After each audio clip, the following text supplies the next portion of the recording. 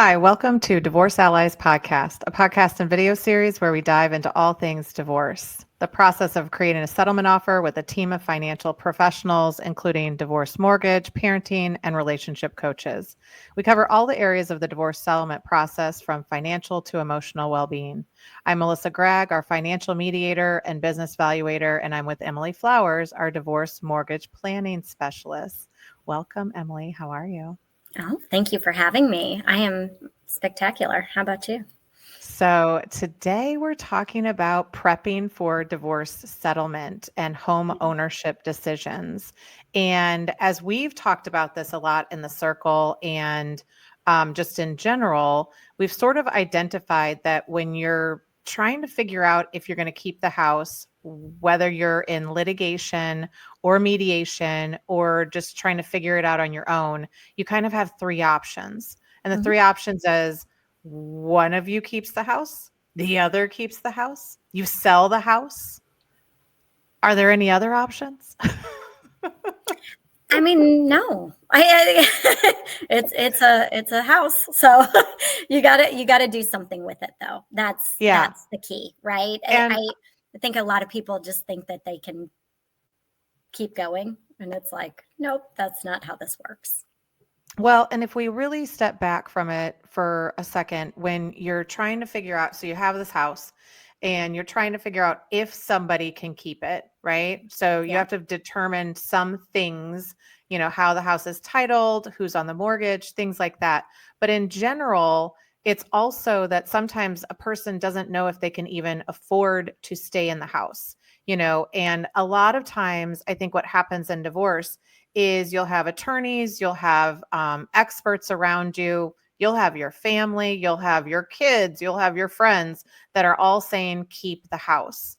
And quite frankly, in the divorce process, you can choose that you want the house. The other partner could choose that they also want the house. And then you're kind of negotiating about that. But in that negotiation, it's really understanding, can I keep the house? The court's not going to mandate that one person keeps the house. If both people say, you know what, we can't afford it, we want to start over, then the court is going to more so support selling the house than forcing one person to keep it. So it really is on your own kind of best interest to figure out for you if you can keep it, if you have to sort of default to the other spouse and allow them the option of keeping it. But as we're going through there's a lot of factors to consider when you're trying to decide whether to keep or sell the house during a divorce. So maybe that's a good first starting point for us to kind of say, like, how do I even go about that process to figure out if I can stay in the house, if I can choose that in the negotiation? Sure. And of course that's the main question that I get, how am I going to do this? So I mean, there's the typical, hey, you got to qualify, so do you have the right credit capacity, income, debt to income ratio? So like, how much do you have in bills plus the mortgage plus what you're making? How does that ratio out? There's those factors that you would have in a traditional mortgage sense. And then you have to add in the divorce factors. Are you going to owe the spouse equity? Now, you and I both know during the settlement process that can be equalized in many ways. It doesn't have to be equalized through the mortgage. And you may be able to qualify for just the new mortgage. So what happens is you have this current mortgage, and in this space and time right now, a lot of people have a current mortgage that's like at 3%, right? That they can totally afford, right? And everything's peachy keen jelly bean. And then we go to refinance, which means you are paying off that mortgage and starting a new mortgage. No matter what, that is what is happening. If you are both on the mortgage, you have to pay off the mortgage and start a new mortgage if you're going to keep the house. And that means that there's new terms, new rate, new payments, knew everything.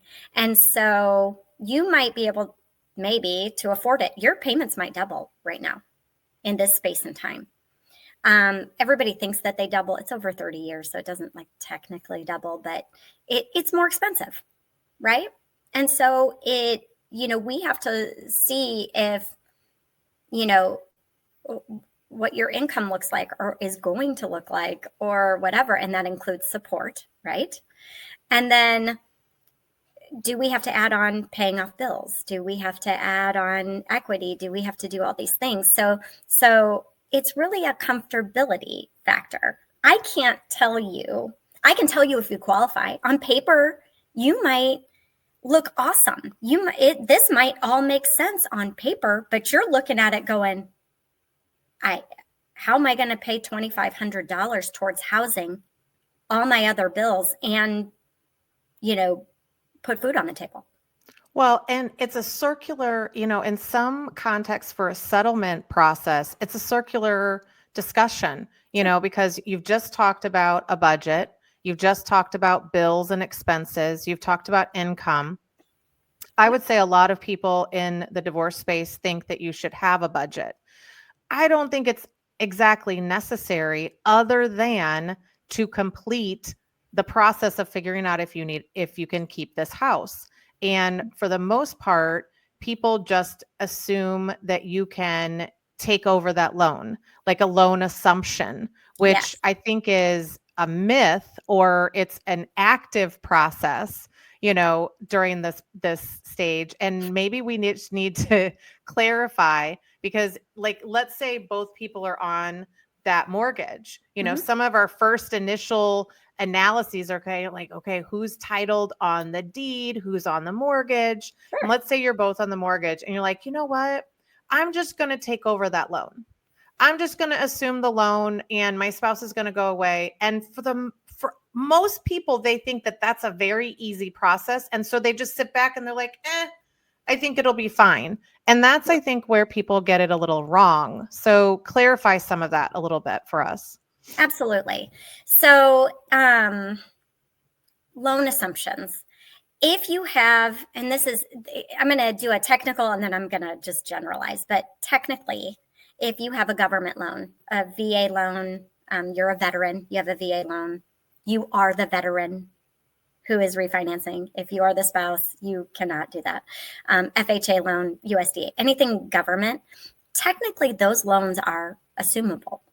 But if you have a conventional loan, Fannie, Freddie, just normal loan, typically they are not.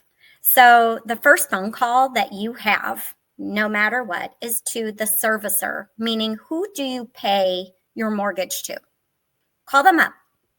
No matter what, whether you can or can't, you can look at your paperwork and it clearly says no. Call that servicer and find out, do you allow for a loan assumption? Will you let me assume this loan? Due to divorce, tell them that. And some of them will say, yeah, we can do it.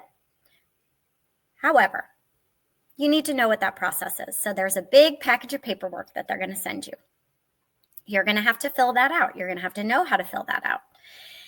And then you're going to have to FedEx the paperwork back and forth.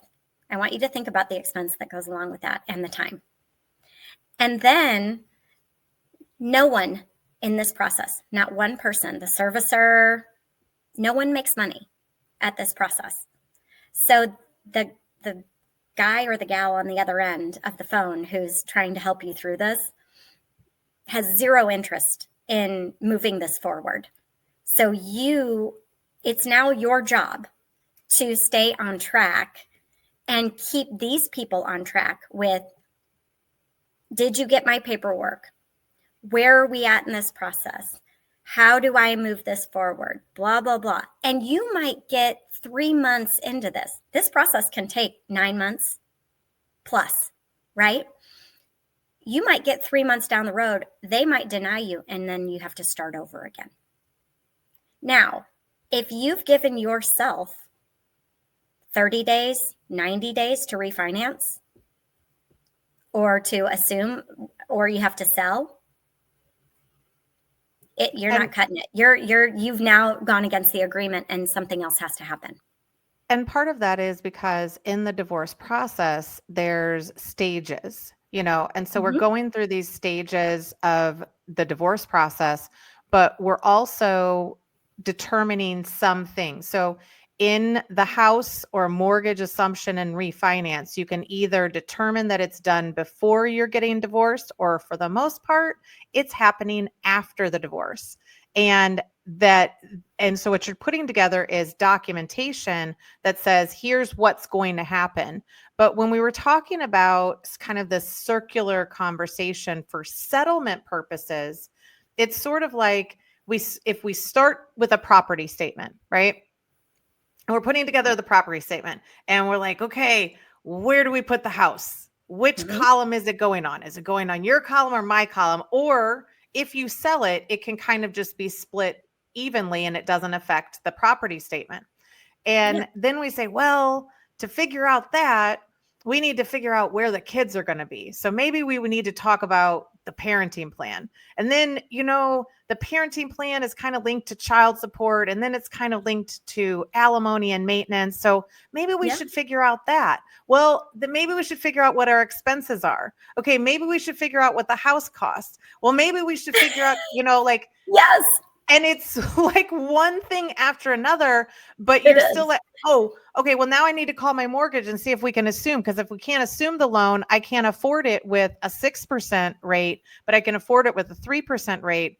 And so at what stage of the divorce does it matter about the mortgage planning? Like, is this something that we should be doing before we even consider divorce, or can it be done at any point in the divorce? What are some of your recommendations? Yeah, I have some opinions about it, because people automatically assume that they can't afford the 6% mortgage because they've had the 3, but they don't actually know. They just have thought that. And so they don't actually check it out. And what they really need to do is find out. And you still have to qualify for all these things, whether it's an assumption or not. So that's another thing. So when we're talking about the stages of divorce, if you can do your divorce mortgage planning prior to filing, meaning you're just thinking about all this and you want to see if you can keep the house, what housing looks like for you monetarily, all of those things, I think that's genius. It's a really easy way for us to determine, hey, you are going to qualify with the income that you have. You're going to need this amount of income in your agreement. If you want to do this, you're going to need a co-signer. You're going to have to sell. You're going to, it can help determine all of the other things, because the housing is financial and emotional, right? So it can help the trajectory of your entire divorce if you do it prior to even filing. Well, and it's like pre-qualifying, like when people go out to even start to look at houses, right? Yeah. Like any smart realtor or broker or anybody will say, listen, you should probably figure out what you can afford, right? And if you can afford this. And so in my mind, we don't do the same due diligence when we already have a loan or have a house. We're not going in there and trying to figure out, can I afford to stay in this house? And that process of just, because it's not necessarily invasive, like you're not doing all these things that your spouse is going to know that you're calculating this. You're just working with a professional. You're saying, here's what my hypothetical income and expenses are. And can I afford this? Because the biggest question in the divorce is, if you cannot afford it, or it's not an option, then you need to get your mind kind of prepared for that negotiation, that it's not an option. And so the more you do some of that front work to be like, okay, I can't afford this. What could I afford? What are the possibilities? I think gives you a better kind of understanding. Yeah. And if you go the route of divorce mortgage planning, you're not necessarily applying. So it kind of, you have to choose if you're going to go divorce mortgage planning or just traditional applying and figuring it out. with somebody who may or may not, know all the guidelines and the intricacies, but you can actually do divorce mortgage planning without any of that, and kind of get a really good idea. Well, then once you've filed, well, now that's been triggered. So title's been triggered, everybody knows about it, and it becomes complicated. Mm-hmm. Because if you do something with the mortgage prior to finalization, after filing, you might need attorney opinion letters. You might need all this stuff because it might not be cut and dry. And if you have to pay out a spouse or you need support, seasoning, things like that, it has to be post-divorce. Well, so there's timing. That gets us into a little bit, because the reason why some of this conversation is circular in nature is because when we start to look at our budget, it's income and expenses. And the income, if it's derived from maintenance or alimony, then you have to start to figure out, what does that look like? Now, in mediation, in negotiation of a settlement offer, now I'm almost putting the cart before the horse, right? I'm almost like talking about like, hey, what are you going to pay me? Because then I can figure out if I can also keep the house. And so obviously that's not a powerful negotiation process. So like, let's start to get everybody a little bit back to explaining the role of income or support payments. And they might be called alimony, they might be called maintenance, but what are these support payments in qualifying for a mortgage post-divorce? Because in the planning, you could go in there and say, okay, well, maybe I would get $5,000 a month in maintenance or alimony. What does my financial picture look like based on that? So where does that play into getting a mortgage or refinancing? It can play a huge role especially if you do not either have your own income or you have not been receiving much of an income based on part-time work or whatever, whatever your history is. So inconsistent, like if it's inconsistent. Okay. Yeah. So, income on your own, like work income from a business or W-2 or part-time, or there's all these requirements that you have to have. So you may not, whatever goes into your pocket every month isn't necessarily what we count as qualifying income. So that's number one to determine. Do you make income that is qualifying? And that can come from a whole host of sources. Now, if we're talking about income and from support payments, whether it be alimony, child support, or, maintenance, whatever. Like I told a gal yesterday, I'm like, we don't know when this divorce is going to end. So you cannot go less than 5 years on your maintenance or your alimony support payments, because you have to collect for 6 months. We call it the 636 rule. Now, there are exceptions to this rule, always. But it's called the 636 rule. You have to collect payments, any kind of support payment, child support or spousal support, for 6 months. And then it has to continue for 36 months post-closing. So already you need 42 months minimum. And then you have to account for time to sell, time to find a home, time to refinance, time, for flub ups, time for the dissolution of marriage to be finalized, time for, there's all these things that you have to equip yourself for. So if you know in advance of filing or negotiating or whatever exactly how much time you're going to need and how much you're going to need and all of these things, think about how your negotiation process changes. Having that going in, you're right, it's one big circle. That information can now help guide your team to making really good decisions for you on that agreement and help you execute. Where, if you put it in their hands, they don't know. No one knows the mortgage guidelines in this process. The attorney doesn't know them. The financial doesn't know them. No one knows them.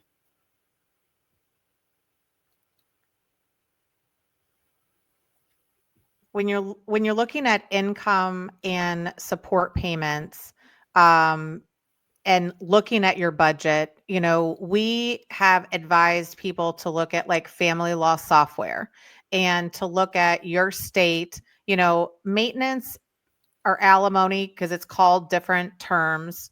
But alimony, child support are typically calculated on a state by state basis. And it's, based on need, it's based on quality of life, like it's based on a whole bunch of factors that are state statutes in your particular state. So it's typically a question that you would ask a paralegal or a lawyer, because this amount is a legal construct. Like it's a financial instrument, and right now neither one of them are taxed for the person who receives them. So we're playing loosey-goosey with some of the terms. Like we might say you're getting a support payment. It could be child support. It could be maintenance. It could be alimony. It could be called all of these different types of things. And as we're negotiating those numbers, it's going to be more beneficial to go to a mortgage planning specialist and say, okay, what would my maintenance or alimony need to be in Correct. order for me to get a house that is similar or sufficient for, like if you have 3 kids, you might need a 3-bedroom smaller house, so not only what would be sustainable for the family, but then you could go into somebody like yourself and say, okay, what would my support payments need to be? Now, if you come up with, like, given your work history, given all these things, you might need a support payment of $3,000.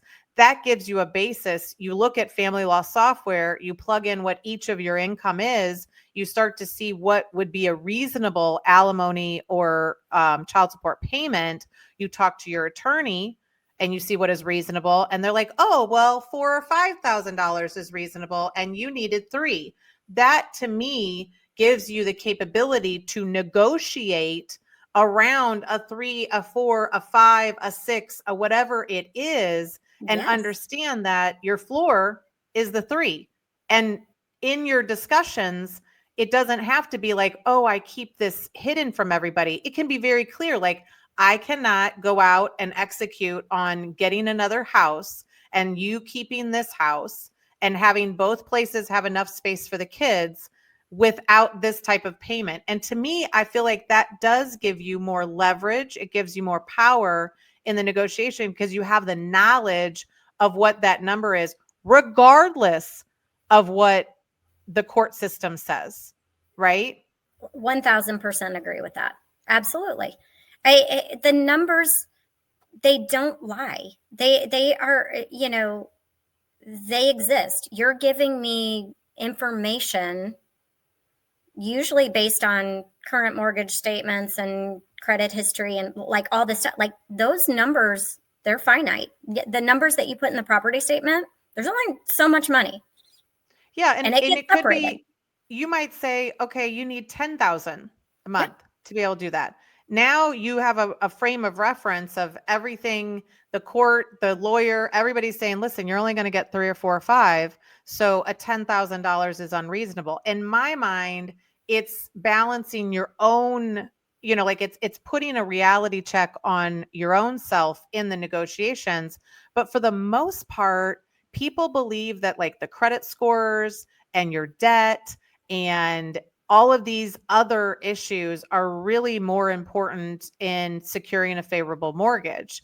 Like, do you think that in the divorce that those are the biggest issues, or how should we look at those if I've been a stay-at-home mom and maybe I don't have any significant credit, or it's less than my spouse's or something like that? How does that impact this conversation?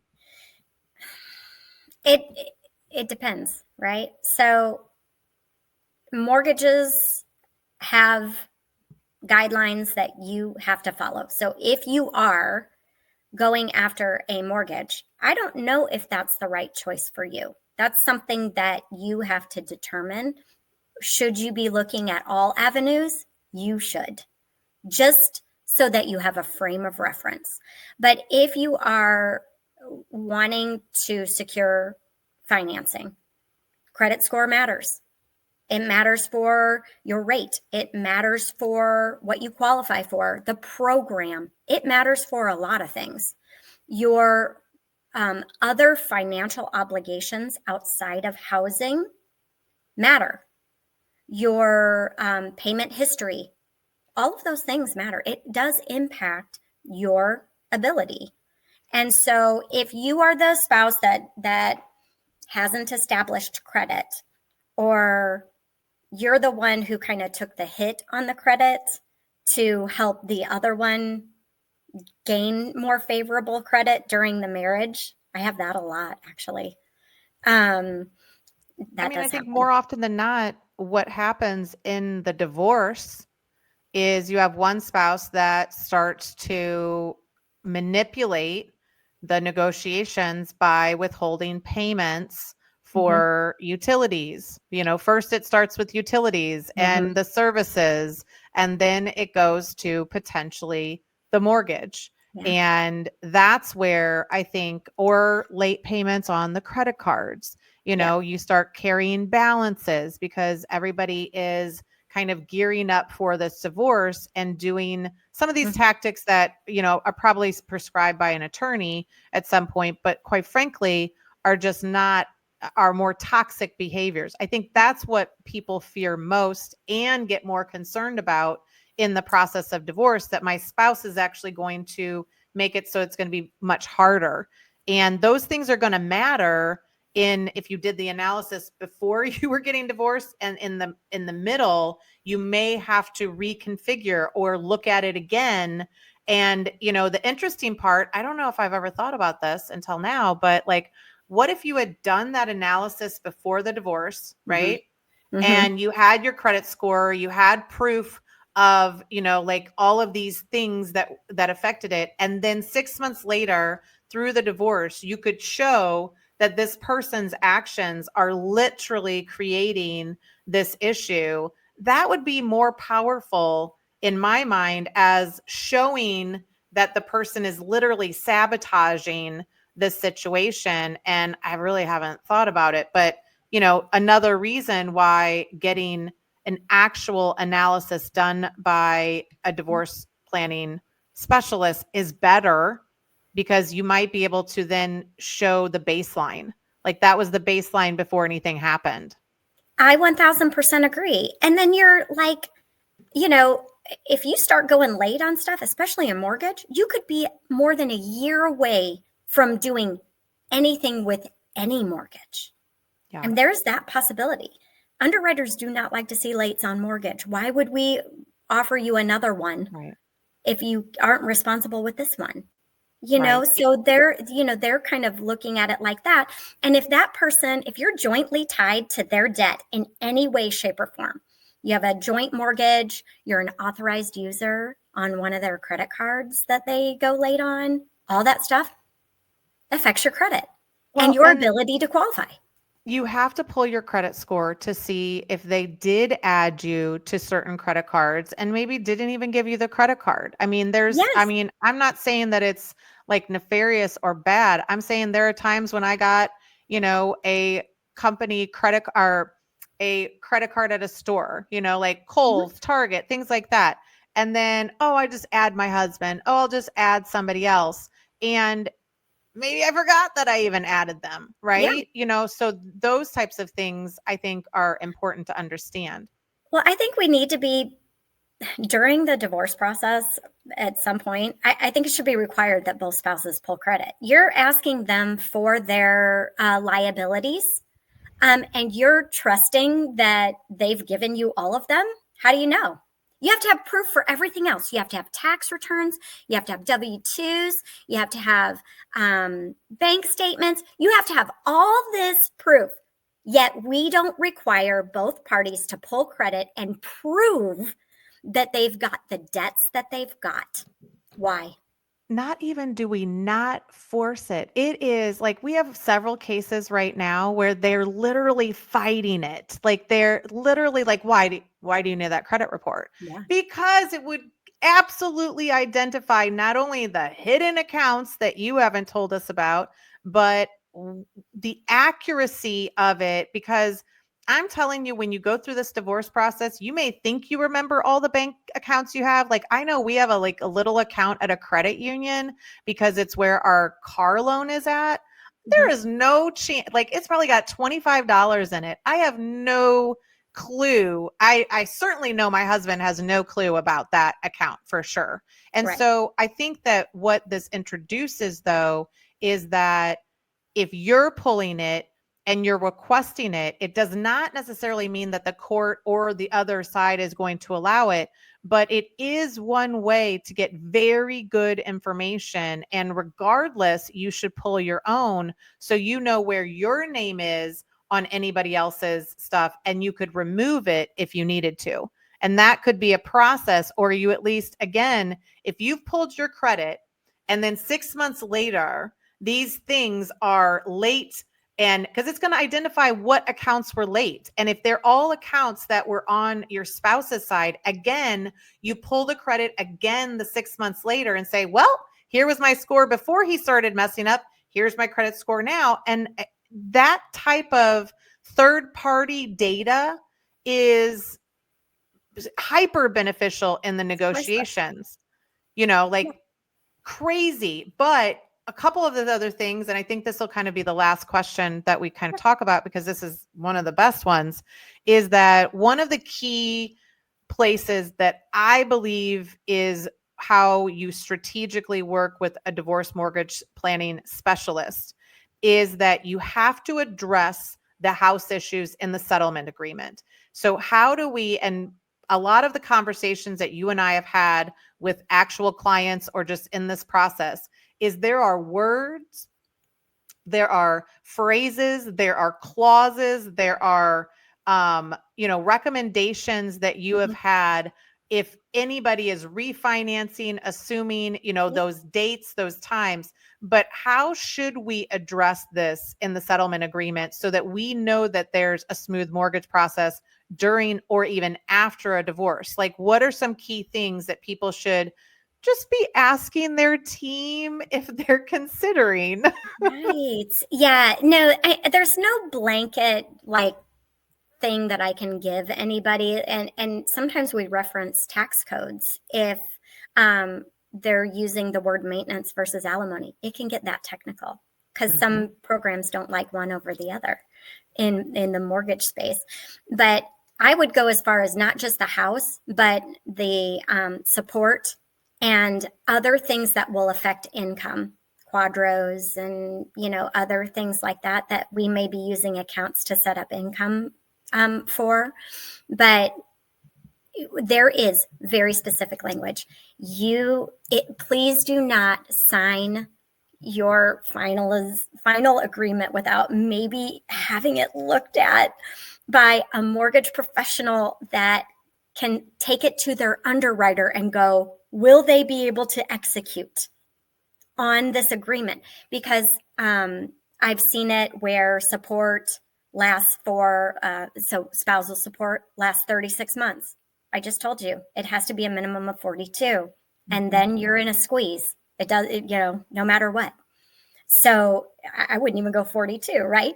So I've seen it where they haven't included taxes, insurance, HOA, all this stuff in the mortgage payment. They're responsible for the mortgage payment.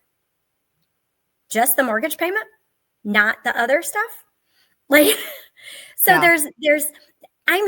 gets granular, technical with each little thing that is stated in this agreement. And your mortgage company might go, nope, can't do it. And it overrides that agreement. Fannie and Freddie don't care about your agreement, like credit, right? So it'll state the debts that are being paid off or who's responsible for them. That's another section of your agreement.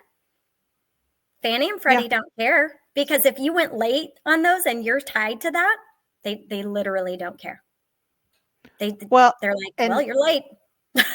If we can just only give you the one example, that sometimes they don't like the term maintenance, and maintenance is used as a term for alimony in the state of Missouri. And so at all times, you have a dichotomy between what the court wants and what the federal regulations are for doing mortgages. And I think that what I've seen in the divorce process, not only in collaborative divorce, in mediation, in actual litigation, is that because all the professionals and lawyers and judges have bought a house, they think that they know how to talk about those housing terms. And, there's been times where we've negotiated a laddered maintenance, a laddered alimony. So it starts at 5 for 3 years, then it goes down to 4 for 3 years, and then it goes down to 2 for 3 years. Mm-hmm. Like, even that has an implication to the mortgage. And so in my mind, or the children aging out. Yeah. In a certain amount of time. Right. And right? if you think that the house is the most important piece of your assets in the divorce, it is imperative that you take way more control over the process. And, we in the Divorce Allies have always recommended that, a primary thing to consider is a settlement statement, is offering and making a settlement offer, putting together your property statement, understanding your income and expenses, how it fosters into support payments or maintenance and alimony, child support, and then how does it factor into the mortgage? And quite frankly, the house is usually the biggest asset in everybody's, and it's sunk money, right? It's not like, oh, I can go pay out that equity. Like a lot of times you're trading the house for some other asset, and you're both walking away with those whole. So that becomes your asset. And what are you going to do with it? So tell us a little bit about how somebody can work with you, what your process is, like how long does this take? Is this months and months? Is this fast? Like, how does this work? Because at the Divorce Allies, we recommend that people go through this process. If the house is your biggest asset, you need to know, and you want to keep it. If it's going to be sold, okay, fine, bye, no big deal. But if you're going to keep it, and you need to make sure that you can refinance it or do the things after the marriage, you have to be the hero in this process. So they can reach out to emileflowers.com. But what else would I need to do if I came and wanted to start working with you and figure this out? Literally schedule a initial call. The initial call, I can ask you all kinds of questions and determine, do you need divorce mortgage planning?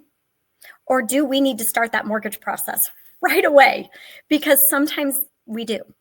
And then from there, I'm going to say, okay, if we need to start this divorce mortgage planning process, we're going to need to gather some information. How easy is that going to be for you? If I give you a list, otherwise, these are the things you're going to have to ask your team for, to request, because you might have to subpoena or something for some of these documents in order for you to make an educated decision. You might say, well, I can't make that decision until I have these documents, right? And then from there, we're going to plug in this information into this beautiful report. And then we're going to rehearse that report together. And we're going to make sure you know it backward and forward so that you are comfortable with the numbers and the decisions that you're making, whether we're going to refinance it or we're going to look at possibilities for purchases, on the same plane. We can do all those things at one time. And then we're going to start finalizing the divorce settlement agreement, review it, make our suggestions, all those things. And then we're going to close it out and move you into the mortgage process. And typically it's about 5 meetings, I would say, on average. And it will last the time it needs to last with your, if you keep going back, negotiating things, well, then we might need to tweak it a few more times and things like that. But I mean, could you get it done in a very short period of time, 3-month period of time, and wrap up your divorce at the same time? You could. Absolutely. So that's what I'd say the process kind of looks like, and it you generally can wrap up pretty quickly, but I kind of move on everybody else's pace. I can't push that process. You can find practitioners around the country that can offer these services for free. There are, probably rationally you should pay maybe $1,000 or, a couple $1,000s to understand it. If there's a lot of complications, if there's a lot of things that need to be written into the agreement, sometimes it's just knowing that you can go and buy something in the future, but it's not set in stone, but you know what you need to negotiate for. But you have to figure out how important this is. If you want to go find a free provider, obviously we think any sort of education around that to make sure that you're making the right decision, not relying upon your attorney or your friends and family to tell you what you should do, because that usually gets you into a little bit of trouble, but that there could be a cost to it. Paying somewhere under $1,000 is still reasonable because of the time and effort that goes into it. Typically, if you're going to pay more, you're getting some other services, and you're getting, more so a route and somebody walking you down that path. And if you're doing a loan assumption, you may need that guidance over time. You may need the additional words to talk to or the people to reach out to. So at all times, I think, getting more education around the mortgage is better.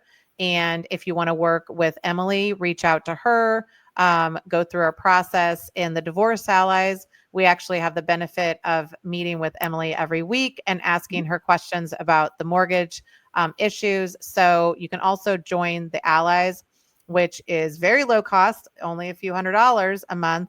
And you would then have weekly meetings where you can come in and ask your questions about the mortgage, ask your questions about narcissistic abuse or the business valuation or your property statement or your settlement plan. Like, this is really geared towards people who want to take this process on themselves and really be the hero of their divorce journey. So, Emily, we appreciate all your information, and I'm sure we'll be back talking about some of the nuances of the divorce process and the mortgage process. So I would love that, because it's just so person specific and situation specific. So we could go through nuances for decades, probably, because they change all the time too. So, and reach out for questions. We have a private Facebook group. We have a lot of things going on. If you need some additional resources, we also offer a lot of free resources. So reach out to us on our website, thedivorceallies.com, and we'll be back again for more information that you need to help you through your journey. Thank you.